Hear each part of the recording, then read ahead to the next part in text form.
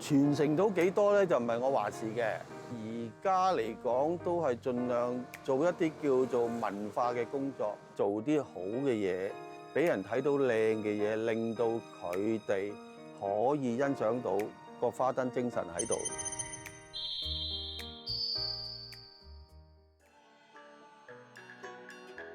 呢一間美術製作公司係由花燈大王喺50年代創立，喺西營盤呢一度咧已經超過70年啦，由阿仔 Frankie 繼承。近年花燈製作亦都列入咗非物質文化遺產。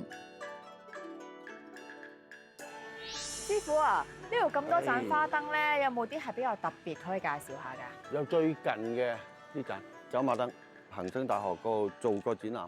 係咪呢個技巧係好難咧？個技巧唔難，係諗嗰陣時嗰個配搭畫面啊嗰啲嘢難咯。我哋冇話講學師㗎，因為我阿爸係做呢行㗎嘛。咁我哋根本就係放學翻嚟、放工翻嚟，咁就要做㗎啦。畫畫一定要識啲，寫字一定要識啲。正話講到走馬燈，連機械都要識。所有啲材料唔係話買翻嚟擺上去嘅，係要自己做。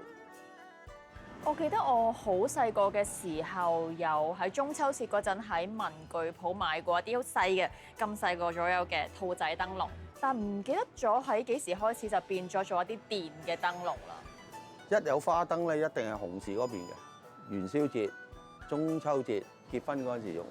除咗呢啲花燈之外咧，做月餅嗰啲咧，或者酒家佢要掛住燈籠，吸引啲人去睇啊。嗰啲花燈我哋叫廣告咯。嗱，好多時人哋講紙紮，咁我哋點解紮作咧？嗱，紮係揾手去紮，作實在揾個心去作。如果唔用個心去做咧，嗰件嘢咧係冇靈魂嘅。我以前係做 IT 嘅，退咗休之後，咁阿爸都退休啦。咁啊，直至到佢老人家唔喺度之後咧，咁就發覺實在個市面就已經好少人識啊。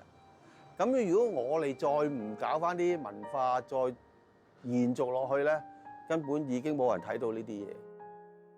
即係嚴格嚟講，其實而家係冇乜人去買呢啲花燈㗎啦嘛。